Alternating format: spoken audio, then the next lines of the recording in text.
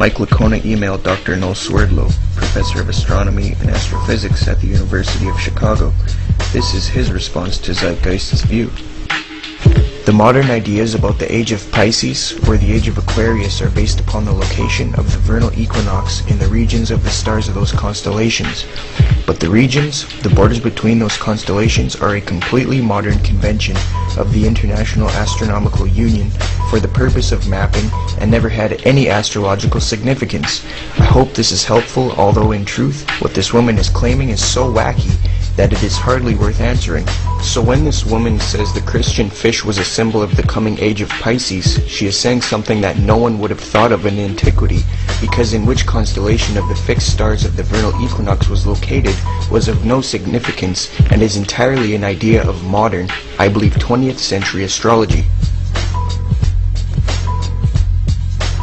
In other words, these supposed ancient Christ conspirators could not have recognized the 12 celestial sections in order to incorporate them into a Christian myth and usher in the age of Pisces, as Zeitgeist claims, because the division into the celestial sections did not occur until a meeting of the International Astronomical Union in the 20th century. Therefore, these claims are debunked. In the Christ conspiracy, Acharya also claims that Hebrews were moon worshippers, therefore that gives merit to her argument. She provides a biblical reference out of context for this claim. She cites Isaiah chapter 66 verse 22 to 24. Here is the verse out of context, which she used.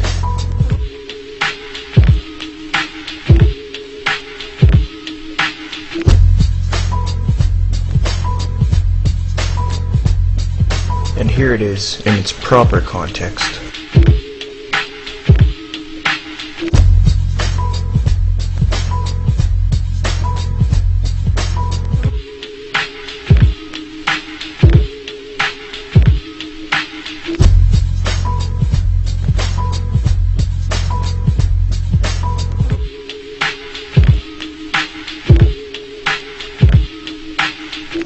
These verses do not speak of moon worship. Rather, as time goes on, all mankind will worship the Lord, the Creator of the heavens and the earth. In Isaiah 47 verse 13 through 14, God is warning, not the Hebrews, but the Babylonians who are astrologers and moon worshippers, that if they don't stop, they will be destroyed. This just shows the deliberate dishonesty of Zeitgeist's camp. It is abundantly clear why real scholars have not acknowledged Acharya's and Zeitgeist's views. Almost all of their sources are secondary and wrong most of the time. A large number of their sources are not even real scholars, and they make wild claims without supporting them. Now that I laid the criteria for Christianity not being derived from myths, I will demonstrate how the New World Order's plan is to destroy Christianity and to make a New Age one-world religion.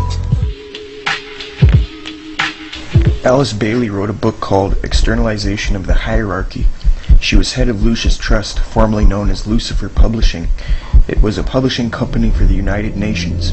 David Rockefeller is part of Lucis Trust management. Alice Bailey's book, Externalization of the Hierarchy, spells out the plan for the Satanists and New Agers on how the demonic hierarchy, or New World Order, will externalize their rule over the planet.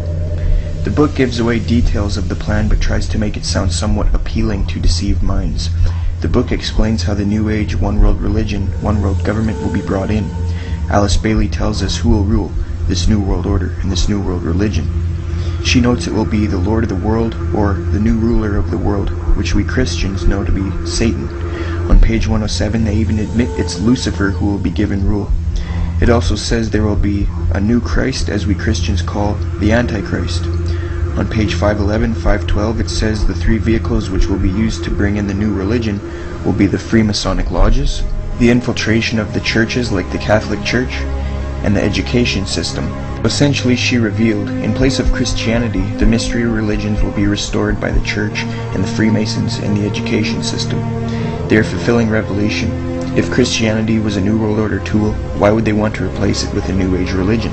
The fact is, Jesus predicted these things that are taking place in our lifetime and told us to resist the Antichrist system and to deny the mark of the beast. Now, the Rockefellers have contributed to many anti-Christian organizations. The Federal Council of Churches was financed by the Rockefellers. The FCC was designed to destroy Christianity. On January 31, 1945, John D. Rockefeller addressed the Protestant Council in New York City and told them that the answer to the problems of Christianity was that Christianity needed to become the church of the living God. The God of the elite, or their living God, is actually Lucifer, as Alice Bailey noted. Now, Vicep's goal was to destroy Western civilization and to erect a new world order ruled by them. Its method was to dissolve all social ties to nations, religion, race, and family, by exploiting social discontent and promising a golden age of human brotherhood, secular humanism, and eventually full globalization.